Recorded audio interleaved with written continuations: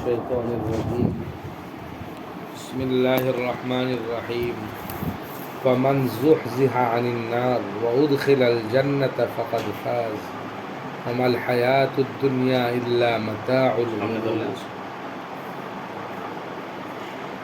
আল্লাহ রাব্বুল আলামিন বলেন, যাকে জাহান্নাম থেকে মুক্তি দেওয়া হলো, জান্নাতে প্রবেশ করানো হলো, সে সফল হয়ে গেল, তার জীবনটা সফল কাম।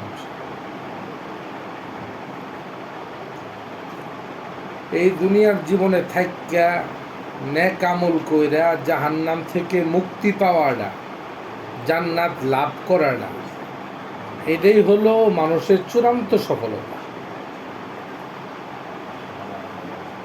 قد أفلح المؤمنون, আফলাহা শব্দের কোনো বাংলা তর্জমাই হয় না, বুঝার লেগা বলা হয় সফলতা।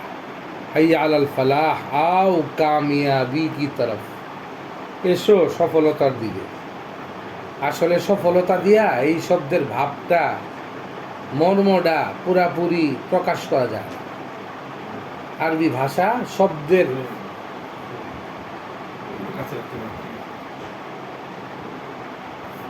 বড় কথা হলো কাদ আফলাহাল মুমিনুন, মুমিনরাই সফল কাম। কাদ আফলাহা মান যাক্কাহা, যে ব্যক্তি তার আত্মারে পরিশুদ্ধ করলো সে সফল হয়ে গেল।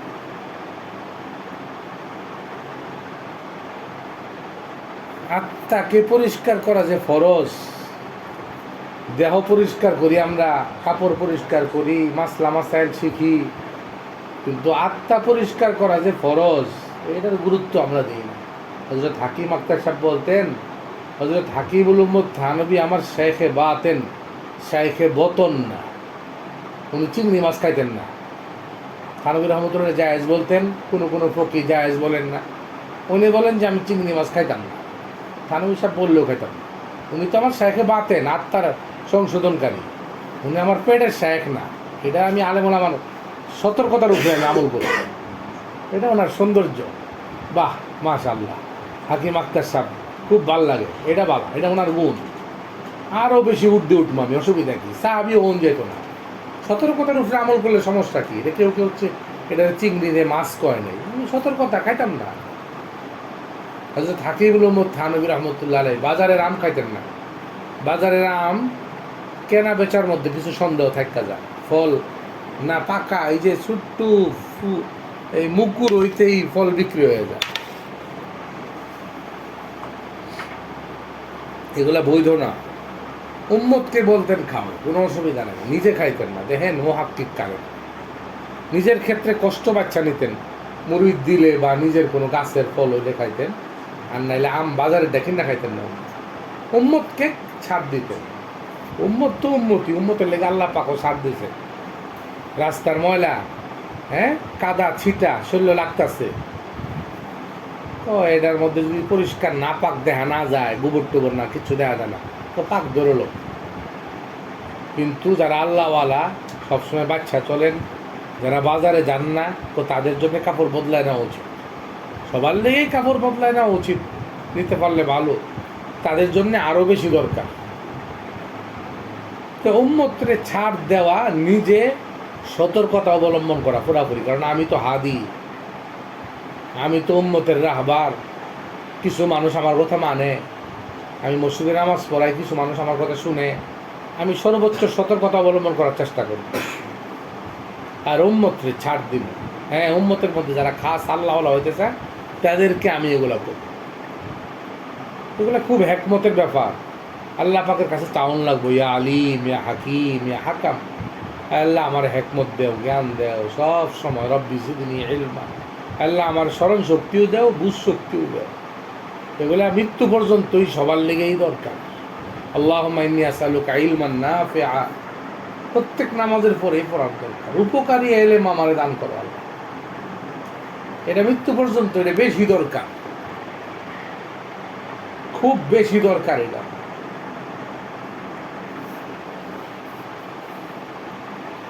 থানবী রহমতুল্লাহ বলতেন, 1 মন এলেম 10 মন বুদ্ধি দরকার এই এলেমটারে প্রয়োগ করার লেগে। কোন জায়গায় কি কমু, কিভাবে কি কমু, কইতাম না কইলে উপকার হইব না ক্ষতি হইব, এগুলো আল্লাহ পাকের কাছ থেকে চায় চায় নিয়ম লাগবে। আমরা গোলাম। মূল কথাটা হলো দুনিয়া বিমুখ হওয়া লাগবে, নাইলে এই জামানায় নিজেরা টিকায় রাখতে পারবো না। আমরা টিকায় রাখতে পারতাম না। আখেরাত মুখী হওয়া, প্রকৃত পক্ষে আখেরাত মুখী হওয়া। যেখানে আমার এখানে একজন বুজুর্গ যায়, একজন না অনেক বুজুর্গ যায়, আল্লাহ যায়। একজন দিয়ে পরে এদিন আর সিরাতাল মুস্তাকিম পরে, আমি তারে দিয়ে কোনোদিন নামাজ পড়ে না। আল্লাহওয়ালা রাত ভরা তাহাজ্জুদ করে, জিকির করে, হজে যায়, আল্লাহওয়ালা ভক্তি লাগে খুব। কিন্তু এই দিন আর সিরাতাল মুস্তাকিম আমি না, তার বয়ানও করাইতাম না তারে দিয়ে আমি, কারণ নিরাপদ না। তেলাওয়াত আল্লাহ যদি আমার ধরে মা মুসলমান নামাজ নষ্ট করতে কেন? একাধিক বুজুর্গের কথা বলছে, একজন নামাজ পড়াবার দিই না, বয়ানও বেশি করবার দিই না। বয়ান কিছু করবার দিই, বয়ান করলে তার সমস্যা নাই, বয়ান করতেছে। কিন্তু আমি শক্ত, উনি রাগ করে, রাগ করুক না। আল্লাহ যদি আমার লোক রাগ করে আলা, উনি রাগ করে আমার কোনো ক্ষতি হইতেছে না, আর আল্লাহ রাগ করলে আমার ক্ষতি হয়ে যাবে। তুমি খেলে গাড়ি দিলা মাসলা অনুযায়ী তো ঠিক আছে না। সিরাতল করে যদি নামাজ না হয়, সিরাতল করতে পারে না, কেলিগা পারে না। আমার বুজুর্গ তারা খেলা বলতেছে, এটা বুজুর্গ বুঝবো। আমার শায়েকরাও আমি শ্রদ্ধা করি। শায়েক যদি কোনো ভুল করে, এটা ভুল। আমরা গোলাম আল্লাহ আল্লাহ রসুলের, ওনাদেরকে চোখ বন্ধ করে যা আছে সব ঠিক। আমার শায়েক দায়িত্বের পরিচয় দিছে না, শায়েক বুঝবো এটা। এইটালে আমার আল্লাহ জিগাইত সিরাতুল মুস্তাকিম পড়লো না, কেলে শুদ্ধ করতে পারে না। উনি ব্যাগ কিছু পারে, এটা পারে না। নামাজ না হলে তো ওনার কী আছে?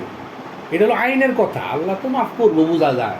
মহব্বতের সাথে পড়ে ভুল পড়তেছে, কি করছে আরবি কে গেছিলাম দেখলাম না। সিরাতুল মুস্তাকিম পড়তেছে, সেরাত আল্লাহ দিন নামটা পড়তেছে, কি করছে আর আসবি কে গেছে না, মানে মহব্বতে পড়ে। কেউ বেয়াদবের লেগে এরম করে পড়ে না, পারে না। এগুলা তো বোঝা যায় যে আল্লাহ মাফ করবো। তারপরে চেহারা নূরও আছে সুন্দর অনেকেরই, কিন্তু তারপর আইন তো আইন, আইনের প্রতি শ্রদ্ধা থাকুন লাগবে। আইন এটা আল্লাহর। আমি বেহুশ হয়ে গেলে ওইটা ভিন্ন কথা। হুশ থাকা পর্যন্ত আমার আইনের প্রতি শ্রদ্ধা থাকুন লাগবে। আমাদের আকাবেরদের সব জিনিস বুঝুন লাগবে। মুফতি শফি সাহেব সব আকাবের এক না, আমাদের বুজুর্গ সবাই এক না। কিছু বুজুর্গ ছিলেন মডেল, আদর্শ। মুফতি শফি সাহেব, থানভী রহমতুল্লাহ আলাই, গঙ্গোই রহমতুল্লাহ আলাই, উনাদের মতো এক বুজুর্গ না। উনাদের বেশি অনুসরণ করুন লাগবে, উনাদের কিতাব বেশি পড়ুন লাগবে। সব বুজুর্গের কিতাব হুমানে পড়লে, সব কথা শুনলে চলতো না। অনেক বুজুর্গ সতর্ক না, সজাগ না। মুফতি শফি রহমতুল্লাহ আলাই হজরত মুফতি তকি উসমানীর দিছে একবার লেখা যে তুমি আমার থানভী রহমতুল্লাহের ওই মৃত্যুর সময় একটা ওসিয়তনামা লিখছিলেন, আমার পক্ষ থেকে তুমি লিখে দেবো। তো ওসিয়তনামা লিখতে গেছে, এটার মধ্যে যায় হাকিবুল উম্মত হযরত থানভী লিখে দিচ্ছে। তো উনি ইন্তেকালের আগে শরীর ভাঙা না, বিস্তার মাথা, মাথা বেশি উড়াইতে পারে না। হজরত মাথা উড়ায় কান্দা শুরু করছে, আহা তুমি আমার পক্ষ থেকে চিড়িয়ে রাখতো, এই যে ওসিয়তনামাটা লিখতেছ, তুমি কি এটা চিন্তা করলে না? হজরত থানভী তো মুজাদ্দিদ, হাকিমুল উম্মত সবার লেগা, কিন্তু আমার জন্যে খালি হাকিমুল উম্মত তুমি। তুমি কেন লেখলা না সাইয়্যিদুনা, মুর্শিদুনা, উস্তাজুনা, এগুলা কেলে গেলে লেখলা না? আমার হজরত থানভী, কত উপকৃত আমি তার থেকে হয়েছি। আমার পরতে পরতে হজরতের এহসান আমার উপরে। উনি বলতেন যে কাঁটা যেভাবে ঘড়ির কাঁটা ঘুরতে থাকে, হ্যাঁ, তে আমার অন্তরের কাঁটা সবসময় থানা ভবনের দিকে থাকে। আমার তুমি তো এমন করে চিঠি লেখছো একটা অজানা মানুষের মতো, যে থানভী সাহেব সবার লেগে মুজাদ্দিদ হাকিমুল উম্মত। আরে উনি আমার কি, সবার হাকিম আমার কি? উনি একটু কম করছে, চোখ দিয়ে পানি আয়া পড়ছে, বালিশে মাথা উড়ায় আবার মালিশে নাম মাথা নামা, মোহব্বত দেখেন চূড়ান্ত। আবার আরেকটা কাম করছে হযরত থানভী রহমতুল্লাহের ব্যাপারে, উনি লেখছেন যে এই শতাব্দীর মুজাদ্দিদ। তখন মুফতি শফি রহমতুল্লাহ রাগ করছে যে এই শব্দের দ্বারা বোঝা যায় এই শতাব্দীর উনি মুজাদ্দিদ। কয় না, মুজাদ্দিদের ব্যাপারে আমাদের বড়দের গবেষণা হইল, মুজাদ্দিদ উম্মতের একটা গ্রুপও হইতে পারে, একাধিক ব্যক্তিও মুজাদ্দিদ হইতে পারে, বিষয় ভিত্তিক আলাদা আলাদা মুজাদ্দিদ হইতে পারে। তুমি যেভাবে লেখছো যে উনি মুজাদ্দিদ আছে, এটা তুমি বাড়াবাড়ি করছো। দেখেন এতে থানভীর প্রতি এরকম শ্রদ্ধাশীল, একটা শব্দ বেশি হয়ে গেছে, রাগ করছেন, এখানে যায় বাড়াবাড়ি হয়ে গেছে। একটা শব্দ কম দিয়েছেন, রাগ করছেন, মহব্বতের কমতি হয়ে গেছে, কাঁদা দিয়েছেন। আর এখানে বাড়াবাড়ি হয়ে গেছে, উনি সহ্য করেন নাই। এটাই হলো মুহাক্কিক। এরকমই হন লাগবো, নাইলে চ্যালেঞ্জের মোকাবেলা করুন যেত না। কাফের আঙ্গর শ্রদ্ধা করতো না, খালি সিমাত বয়ে রইলাম, আমি আমারটাই বুঝতেছি, আর বাইরে কিছুই বুঝি না, কোথাও যাই না, সফরও করি না, এসলারও বাস্তবিক করতে বোঝা লাগবো জিনিসটা, মান্না নিউন লাগবো সত্যরে। এই জন্য আঙ্গরের সব মানুষ আঙ্গর কাছে আইতে চায় না, কারণ আমরা ওগুলো বুঝি কম। পুরাপুরি এরকম হলে এতেদাল মুতাদিল হওয়া, সাহাবায়ে কেরাম এরকমই ছিলেন। নবীজির মেয়ে ভুল করছে না, মেয়ে না, আরেক ফাতেমা ভুল করছে। নবীজি বলছেন, হে উসামা, তুমি সুপারিশ নিয়ে আইছো, যদি আমার মেয়ে ফাতেমা চুরি করতো লাকাতাতু ইয়াদাহা, তার হাতটা কেটে দিতাম আমি। তোমার আমি আদর করি, কিন্তু এই ক্ষেত্রে তোমার ছাড় দিতাম না। তুমি কিসের সুপারিশ নিয়ে আইছো? আগের উম্মত তো ধ্বংস হয়েছে এগুলা বলে। তাইলে আপনার ভক্ত একটু কম হইব, কিন্তু আল্লাহ আপনার লোকে থাকবে। ওই কিছু মানুষ সরে যাবো, মজা পাইতো না।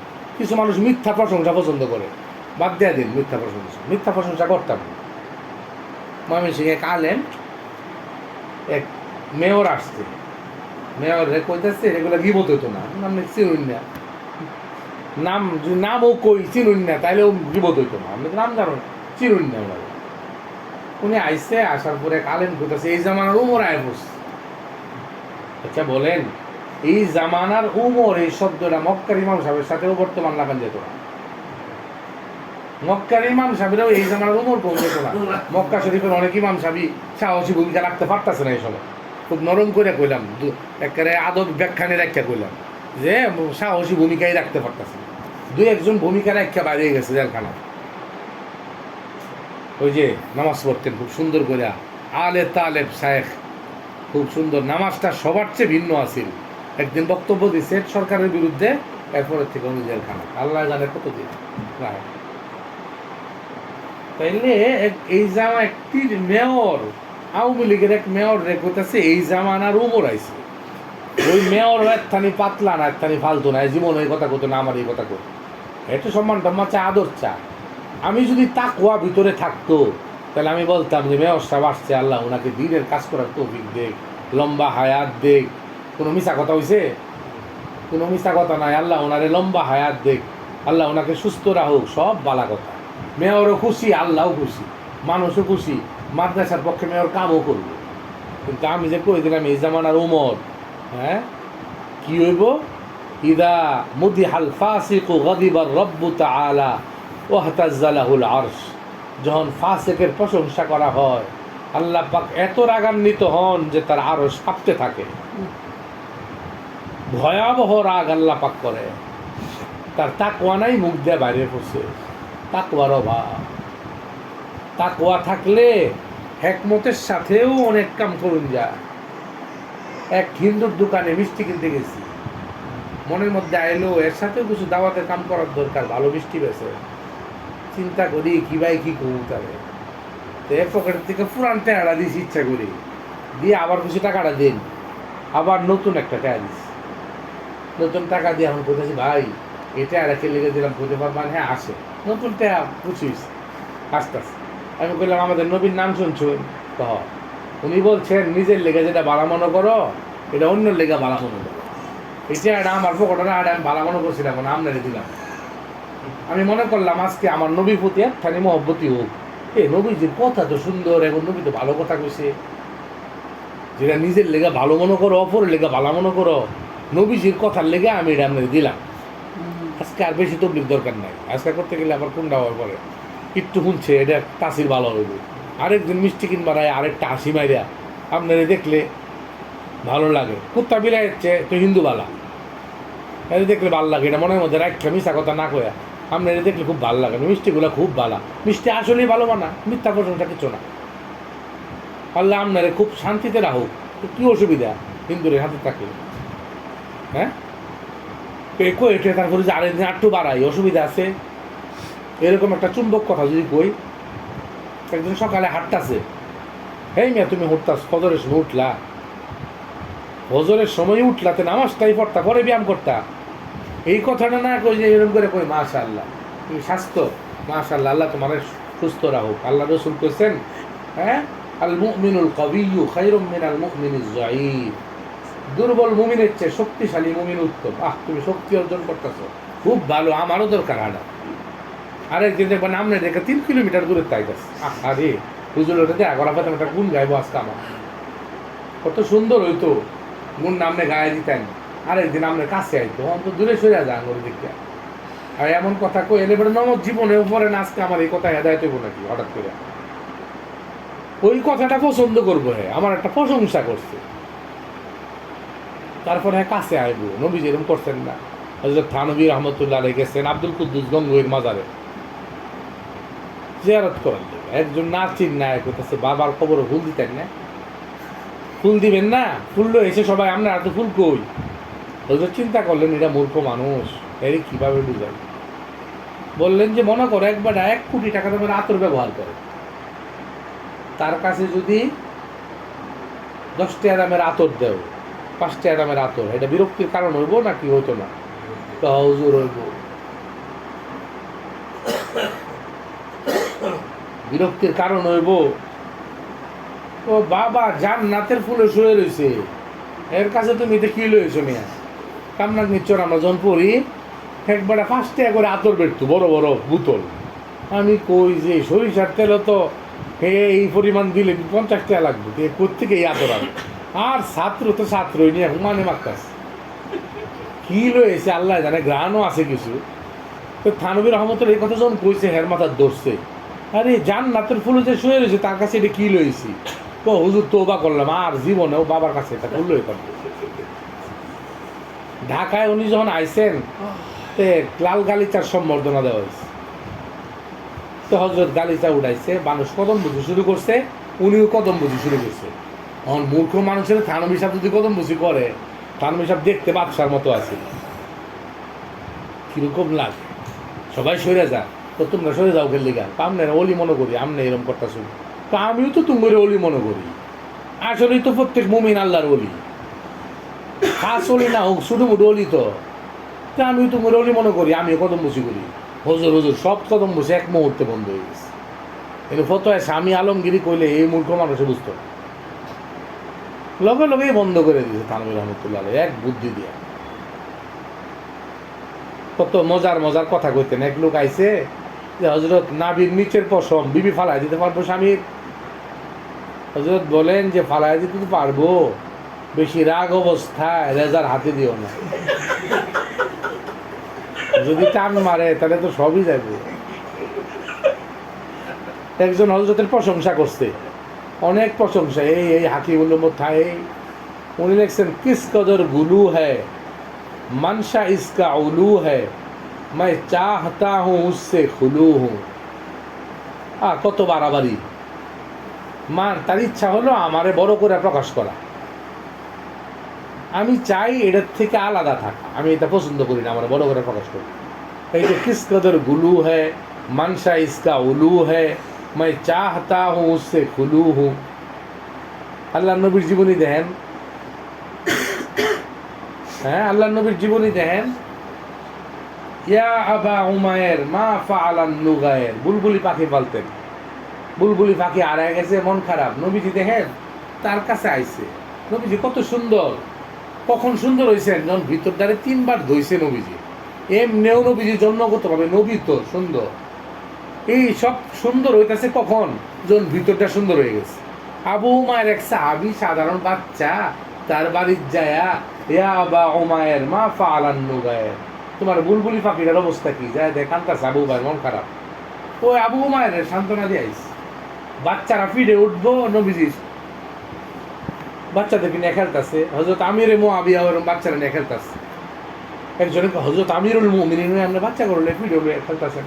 আরে বুদ্ধু চুপ করো তুমি, আমি আল্লাহর রাসূলকে দেখছি ভাই বাচ্চারা নিয়ে খেলছে। জিব্বা খুললা দিতেন, কেরা আমার ধরতে পারবা, কেরা আমার পিঠে আগে উঠতে পারবা, পুরস্কার দিব।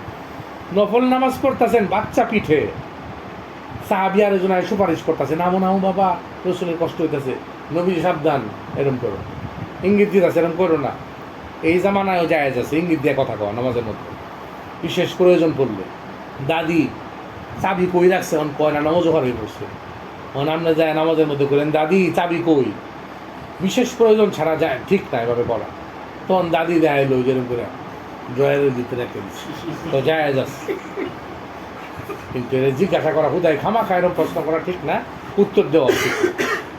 সামনে আমনে পশ্চিম দিকে মনে করেন দরজা, একজন দরজা ধাক্কাইতেছে, পেশাব পায়খানা করে দিলাম, রাস্তা নষ্ট হয়ে গেল, কাপড় বুড়া, তাড়াতাড়ি দরজা খুল। আম্বিয়ার মা, আম্বিয়ার মা যায় সুজা হাঁটতে গেছে গা, এক কাতার দুই কাতার সারায় যায়, দরজা খুলে দিছে, কেবলা সিনার দিকেই আয় আবার কি করছে, নামাজ পড়তেছে। অন্য কোনো কথা কইছে না, নামাজ ভঙ্গের কোনো কারণ কিচ্ছু না। এই আম্বিয়ার বাপরে কিচ্ছু কইছে না, আম্বিয়ার বাপ আয় ঢুকছে, আম্বিয়ার মায়ে খালি দেখ হাত দিয়া দরজাটা খুললে যায়, নামাজও খারাপ হয়েছে, নামাজ মানতো না। ফতুয়া এটাই, এটা ফতুয়া মুফতাবিহি কর, নামাজ হয়ে যাবে। নামাজ ভঙ্গের কিছু করলে আবার নামাজ যাবে না। আমাদের আমি যে জিনিসটা বুঝাবার চাই, আমি তো এক সিরিয়াল মতো কথা কবার চাই, পাই না। আয়া পরে কথা এদিক এদিক যাই। এক বুজুর্গ বাতাস ছাড়ছে, মহিলা আয়া বাতাস ছাড়ে দিচ্ছে মাঝখান গায়ে। দেখেন আমাদের মুরব্বীরা কিরকম দরদু আলা, এই মহিলা সম্ভ্রান্ত মহিলা বাতাস আইলে আমরাই তো শরম পাই, হ্যাঁ কিরম শরম পাইছি। বুজুর্গ কইতাছেন মা কি কও, জুড়ে কও, কানে কম শুনি আমি, এরম করে কইছে। হ্যাঁ বুঝছে যে হুজুর তো কিছু শুনছো না। মানে হ্যাঁ খুশি হইয়া আধা মরা হয়ে গেছিল, অনেক কিছু সুস্থ হয়ে আইস, আলহামদুলিল্লাহ মাস্টার জিগায় গেছে। 20 বছর পরে বুজুর্গ কানে না ওনার, এই যে বান্দর সিল 20 বছর পরে পুরা কানে শুনে, সবাইকে হুজুর চিকিৎসা টিকিৎসা কিচ্ছু করলেন না, কান ভালো হয়ে গেল। তো বেটা 20 বছর ধরে আমার কান্না বালা, এই মহিলাদের কষ্ট না দেওয়ার লেগে 20টা বছর ধরে বান্দর হয়ে গেছে। কিরকম কষ্ট, সহজ হয়েছে কিভাবে, মোহব্বতের কারণে। अगर मोहब्बत आ जाए तो सब कुछ आ जाता है, সব কিছুই আয়া পরে মোহব্বত আইলে। থানবী রহমতুল্লাহ বলছে ওই যে বাচ্চা টাচ্চা, এই যে আমার একটা তারেক সাহেব কইলো যে বাচ্চার ব্যাপারে, হ্যাঁ বাচ্চার ব্যাপারে গুরুত্বপূর্ণ আল্লাহ রসুলের মোহব্বত আইলে যে আমার বাচ্চা কেরা দিছে। এখন এইগুলো বয়ান করলে তারেক সাহেবের লাভ হতো না বেশি, লাভ হইব সবটাই তো একটাই ঘুরায় ফেরায়। তারপরেও তারেক সাহেবের এখানে আইসি কষ্ট করে আনছেন বলে। আমার বিবি, আমনের বিবি, সবার বিবি গাফেল। এমনিই মহিলারা একটু পুরুষের চেয়ে গাফেল বেশি। আবার মহিলারা অনেক গুণী, আল্লাহ পাক অনেক গুণ দিচ্ছে মহিলাদের মধ্যে, অনেক আল্লাহর ওলি সৃষ্টি হয়েছে। আর মহিলা যদি সচেতন না হয় তাহলে ফুলাফানরে পুরাপুরি মানুষ করাটা খুব কঠিন। সব সময় সজাগ থাকা লাগবে। নবীজির মজলিসে বসছে একটা বাচ্চা এদিক সেদিক হাত দেয়, একই আইটেমের খাবার। নবীজি বলতেছেন ইয়া গুলাম সাম্মিল্লাহ অকুল বিয়ামিনিক অকুল মিম্মা ইয়ালিক, এ বাচ্চা যুবক তুমি এদিক সেদিক হাত দাও কে, বিসমিল্লাহ কয়ে খাও, আল্লাহর নামে খাও, ডান হাতে খাও। এই যে রসুল কত নরম কিন্তু শক্ত হয়েছে। একই আইটেমের খাবার এদিক সেদিক হাত দিবাকের লেগে। খিচুড়ি লিয়ে বইছো, সবাই তো খিচুড়ি লিয়ে বইছো, তাহলে হ্যাঁ যদি খিচুড়ির মাঝখানে কি দেয়, মনে করেন ঘি দিছে, এই সময়ে কিছু একতলা বইতে পারে। 4 জন বড় আলেম খিচুড়ি লয়ে বসে, মাঝখানে ঘি, একজন টান দেয়া লয়েছে মদিনার থেকে ইসলাম এইভাবে আইছে, আরেকজন টান দেয়া তার দিকে লয়ে গেছে এইভাবে আইছে ইসলাম। 4 জনে বিয়ে লয়ে গেছে গা। 5ম জন যে পেনশনের মধ্যে কিরে 4 জনের দিকে কি লয়ে গেছে গা, ঘি লয়ে গেছে গা। 5ম জন কয় মদিনার থেকে ইসলাম আয়া এইভাবে সরাই গেছে। যখন যারা লাড়া টাড়া মারছে তখন আর সবার খেলা শেষ। এই সময় একতলাফ হইতে পারে, কিন্তু এক আইটেমের খাউন এদিক সেদিক আড্ডাউকের লিগে যুবক ভাই, হ্যাঁ আল্লাহ রসুল বাচ্চারে শিখাই দিস। আঙুর বাচ্চা করে আমরা এগুলা করি না, বাম হাতে বাম পাওতে যাইতেছে। আরে আমি তো মুসলমান, ডাক্তার হই, আলেম হই, গায়ে আলেম হই। মুসলমানদের জন্যে দেখেন বিজ্ঞানীরা বলেন যে বাম পায়ে যদি কেউ ডান পায়ের জুতো আগে পরে খোলার সম্ভব, বাম পায়েরটা খুলে তো তার প্লিহা রোগ হইতো না, তার লিভারটা ভালো থাকবে। তো পাঁচটা এই কাফেররাও কইতাছে। তাহলে আমরা মুসলমান হইয়া এগুলা বুঝি না যে সুন্নত, প্রত্যেকটা সুন্নত আল্লাহ পাক নবীরে শিক্ষা দিছে, এটা মহা উপকারী। আমার বাচ্চা বাম পায়ে, আমার জীবনের উদ্দেশ্য এটা, আমার বানাইছে আল্লাহ এটার লেগা। বাচ্চা দেওয়ার পরে সবচেয়ে বড় দায়িত্ব হলো বাচ্চারে দিনদার বানানোর চেষ্টা করা। আমার বাচ্চা বাথরুমে যাবো, আমি দাঁড়ায় থাকবো। হ্যাঁ, বাচ্চা যাতে আবার লজ্জা সরম না জায়গায়, এটাও খেয়াল রাখা লাগবে। ডেলি যদি আমি খারো থাকি বাচ্চা খালিতে বা মানুষের সামনে বাথরুমে যাওয়া ঠিকও না। উচিত বাথরুমের সামনে একটা আলাদা পর্দা দেওয়া বাসা, যাতে পর্দার আড়ালে গেলে একটু সরমটা কমে যায়। তারপরে আস্তে করে বাথরুমে ঢুকবো। বাথরুমের ভিতরে ঢুকার পরেও দাঁড়ায় কাপড় না খোলা, বসার নিকটবর্তী হওয়ার পরে কাপড় খুলবো, তাহলে লজ্জা সরম ভালো থাক, বাচ্চাদের ঠিক থাকবো। তখন বাচ্চা ঢুকতে পারলাম, ডেলি দাঁড়ায় থাকলাম দোয়া শিখবার লেগে না। মেহমানদের খাওয়ান দিয়া এরকম করে যদি চায় থাও, তাহলে মেহমান খাইবো কিবা? একটু একটু চায় দাও, কম পড়লো কিনা, লাগবো কিনা, মাঝে মাঝে এদিকে দিক চাও, গপ্প সপ্প করো, একবারে চায় থাকতো না। বাচ্চার দিকে পুরাপুরি চায় থাকতো না।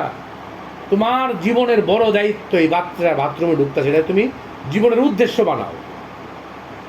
কয়েকদিন আগে একজন ইঞ্জিনিয়ার আমাদের মসজিদে একটা কথা বয়ান করছেন, ইঞ্জিনিয়ার সাহেব একটা কথা ভালো করছেন, যে দেখো প্রথম কথা নেই যে আমরা কিন্তু জীবনের উদ্দেশ্য কি এইটা বুঝতে ভুল করে গেছি। উদ্দেশ্যরে হারায় ফেলাইছি সবাই। আমার উদ্দেশ্য, আমি যতক্ষণ আছি ঘরের মধ্যে বাচ্চাকে আমার আলাদা সময় দিলাম, জিকির করি করতে থাকি, জিকির না করি সবসময় জিকির করুন লাগবে এরকম তো কথা না। কিন্তু এই বাচ্চাটা আমার বাথরুমে ঢুকতেছে, এটা মাঝে মাঝে বাবা বাম পা দিয়া ঢুকছ, দোয়া পড়ছ, ডান পায়ের জুতো আগে পড়ো, প্রত্যেক দিন করুন লাগবে। এটা পেলে প্রত্যেকদিন গেলে কমু, আমার কাছেও বিরক্তি লাগে, এর কাছেও বিরক্তি লাগুক, বিরক্তি লাগুক, কিন্তু ইনশাআল্লাহ এটাই তার অন্তরে বদ্ধমূল হয়ে যায়। বাবা ডান পা দিয়ে বেরোইছ, দোয়াটা পড়ছ। মাদ্রাসার উস্তাদদের উচিত প্রত্যেক দিন এগুলা খেয়াল করা। আর দইর হজরত বাচ্চাদেরকে শিখাইছেন, তোমার বাড়ি কই? তো আমার কোন বাড়ির কথা জিজ্ঞাসা করেন, একটা হলো আসল বাড়ি, একটা নকল বাড়ি। শুধু বাচ্চা করে কি ট্রেনিং দিচ্ছে, আল্লাহমুখী হয়ে যায়। আরে ওনার এই চেষ্টারে বাচ্চা আল্লাহমুখী হোক না হোক, উনি তো সফল আল্লাহর কাছে, উনি তো চেষ্টা করে গেছে আমার বাচ্চাগুলো আল্লাহমুখী হল। বাচ্চা আলে বলি আল্লাহমুখী হয়ে যাবো, হতো না। প্রতিদিন বাথরুমের থেকে আওয়ার পরে কি দোয়া পড়ছ? দোয়াটা পড়ছো আজকে? বাবা হাত ধুয়ে দোয়া পড়ছ? ভাত খাওয়ার আগে দোয়াটা পড়ো জোরে জোরে, বউরে লইয়া সবাই মিলে দোয়াটা পড়ি আয়। আব্দুল হাই রহমতুল্লাহ আলাই বলতেন, ওনার কাছে হাদিয়া তো একটা কিছু করলে আলহামদুলিল্লাহ কইয়া ফেলান না, মুখ দিয়ে কয়া ছাড়তেন, আলহামদুলিল্লাহ কইয়া ফেলান, আলহামদুলিল্লাহ কইয়া ফেলান। বাচ্চারা কিছু দিলে জাযাকাল্লাহু খায়রান, জাযাকাল্লাহু খায়রান। সবচেয়ে বড় কথা কি? আখেরাত মুখী হন লাগবে। আখেরাত মুখী হইলেই আল্লাহ পাক চতুর্দিক থেকে আমারে হেফাজত করবে। আল্লাহ আমার হয়ে যাব, আমার সব কিছু আল্লাহ দেখবে। আমার মেয়ের বিয়া কি লাগবো, ওই বাজার দেওয়া আল্লাহ খেয়াল করবে। এরকম ঘটনা একটা দুইটা। নবীজির কবরের কাছে যায়, হুজুর আমি আপনার মেহমান। নবীজি তারা রুটি দিয়ে দিছে হাতের মধ্যে, স্বপ্নে অর্ধেক খায়া দেয়, অর্ধেকটা হাতের মধ্যে। হযরত শাহ ওলিউল্লাহ সাহেব বলেন, রসুল আমার অনেক খাওয়াইছে ঘুমের মধ্যে, ঘুমের মধ্যে উঠা দিই মুহের মধ্যে ঘি যুগে জাফরান, আমি খাইতাছি মুহের মধ্যে, আমার নবীজি দিয়া দিয়েছে মুহের মধ্যে। স্বপ্নে আমার চুল মুবারক দান করছেন, ঘুমের তুইটা হাতের মধ্যে আমি পাইছি। ইন্তেকালের সময় মনটা খারাপ, 4টা বাচ্চা রাখা গেলাম, এই 4টা বাচ্চারা কে রাখা হয়? আহা কিচ্ছু করে দেওয়ার ফেলাম না। সাথে সাথে স্বপ্নে দেখতেছেন আল্লাহ নবীর ঘুমায় পড়ছে। এই শাহ ওলিউল্লাহ, তোমার বাচ্চা 4টা আমার বাচ্চা, তোমার 4টা বাচ্চা আমার বাচ্চা, 4টা বাচ্চা পৃথিবীর সবচেয়ে বড় আলেম। হযরত শাইখুল এই যে সুলতান জি রহমতুল্লাহ আলাই আবুল হাসান নদভী সাহেব লেখছেন যে উনার দরবারে আল্লাহ পাক এরকম উনাকে দিছিলেন, আজকে আমাদের দুর্বলতার জায়গা এগুলা। ইন্তেকালের সময় আল্লাহ পাক ওনার এরকম হালত দিছিলেন উনারে, যে ইন্তেকালের সময় ওনার খানকা যে 18, 16, 17 পদের খাবার তৈরি হইত হাজার হাজার মানুষের জন্যে। শুক্রবারে ঝাড়ু দিয়া উনি খাবার বাইর করে দিতেন গুদাম থেকে, বলতেন যার যত ইচ্ছা নিয়ে যাও। মানুষ গাড়ি ঘোড়া বইরা লয়ে যেত খাবার। আল্লাহ পাক এইরকম উজ্জ্বল, আল্লাহ পাক রিজিকের লাইনে এমন বরকত দান করছিলেন। রিজিক লই তো চিন্তা। আমি মৃত্যুর সময় কই যাচ্ছি, এই আম্বিয়ার বাপ আমার ভুলার দেখে রাখবো, আরে হ্যাঁ কেরা দেখে রাখবো। আর সাহাবায়ে কেরাম ইন্তেকালের সময় কি কয়ে গেছেন যে আমার ছেলেটারে কি করো, আমার ছেলেটারে ইন্তেকালের সময় কয়ে যেতেছে যে তোমার যখন দরকার পড়ে আল্লাহর কাছে কইবা জুবাইরের মালিক এটার ভাও করে দাও। ওই সাহাবী বলেন আমি যতবার আমার আব্বার নাম নিয়ে আল্লাহর কাছে চাইছি ততবারই আল্লাহ ব্যবস্থা করে দিচ্ছে। আজকে একটা ঘটনা কয়ে শেষ করে দিতেছে। হযরত সাঈদ ইবনুল মুসাইয়াব রাহমাতুল্লাহ আলাইহি বিখ্যাত তাবী ছিলেন, ওনাকে সাইয়্যিদুত তাবীনও বলা হয়। হযরত আবু হুরায়রার মেয়ের জামাই। হযরত আবু হুরায়রা রাদিয়াল্লাহু আনহু ঘরের মধ্যে আমল এভাবে চালু করছিলেন, রাত্রে ভাগ করছিলেন। রাত্র ভাগ করা, হ্যাঁ, ছেলে উঠতো মেয়েরে জায়গা দিত, মেয়ে উঠতো বাবারে জায়গা দিত, এইভাবে সারা রাত ইবাদত চলতো ওনার ঘর।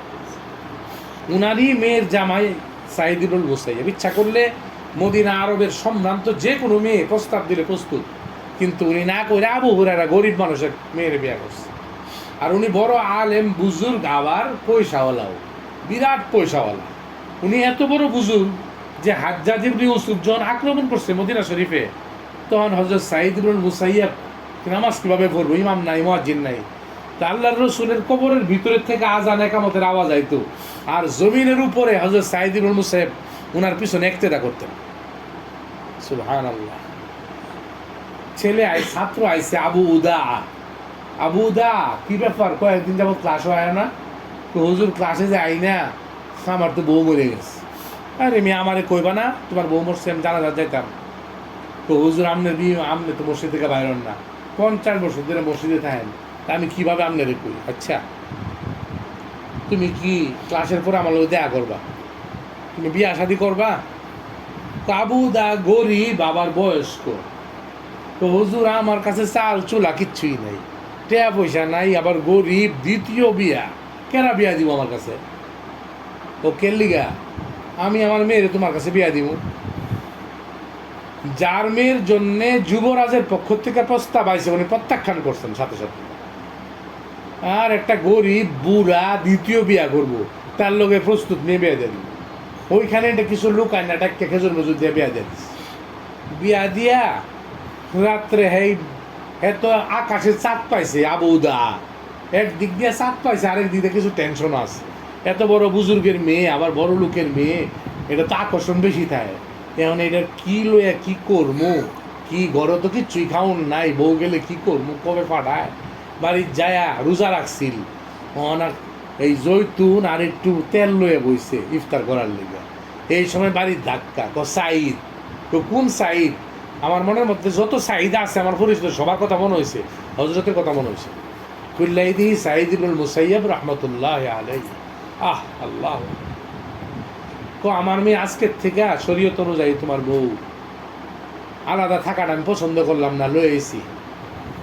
সাঈদি পিছনে ওনার মেয়ে, হায় হায় হায় রে, গরো কিচ্ছু নাই, কাপড় চোপড় নাই, ব্যাগ নাই, খাট নাই, খাউন নাই, কে তো রাজকন্যা লয়ে এসে ঘরের মধ্যে। দিনদার কাকে বলে? দিনদার হন লাগবো। শাইখুল হাদিস জাকারিয়া 2 মেয়ের এক ইস্তেমাত বিয়া দিয়েছে। তো আমার বিরুদ্ধে 250-300 চিঠি আইছে। কেউ কেউ কইছে এর ঘর তো ইন্দুরও খাউন ফানায়, আঙ্গরে কি খাউন দিব? তো উনি কইছেন যে আলহামদুলিল্লাহ আমি শক্ত রয়েছি।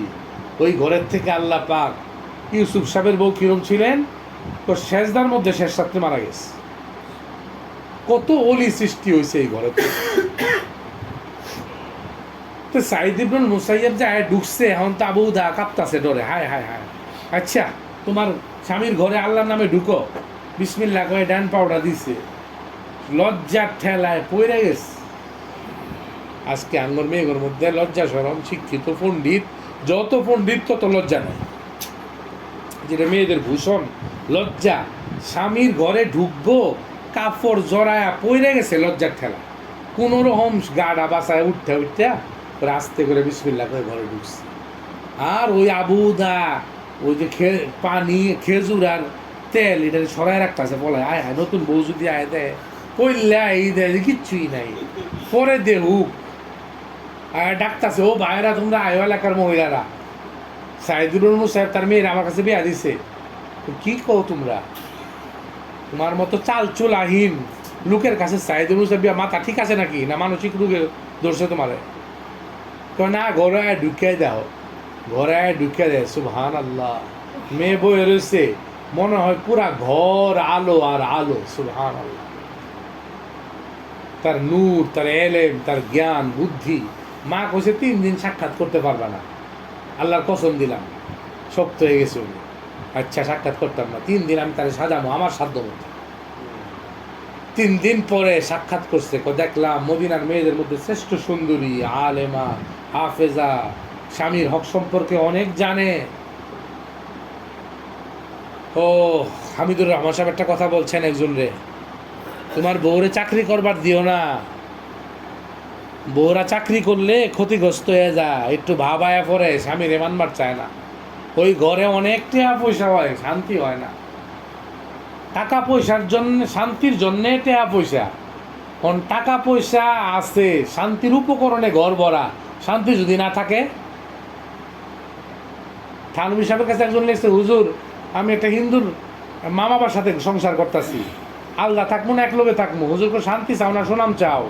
কো শান্তি চাই। কো আল্লাহ তাও। কদিন পরে হুজুর মহা শান্তিতে আছে। আমি শান্তি দরকার, শান্তির জন্যে ছেলে মেয়েরে দিনদার বানান লাগবো। মেয়েরা যদি ঘরে না থাকে, বাচ্চাদেরকে সময় না দেয়, তাহলে বাচ্চাকে মানুষ করা খুব কঠিন ব্যাপার।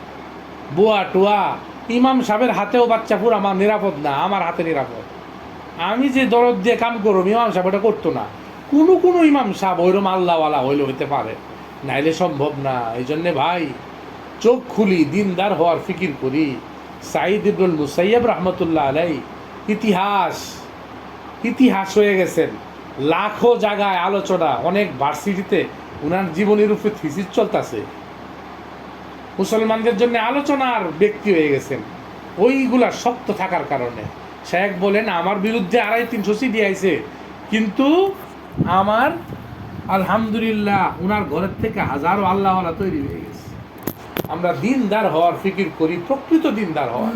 আল্লাহ পাক আপনি আমারে প্রকৃত দিনদার হওয়ার তৌফিক দান করুন।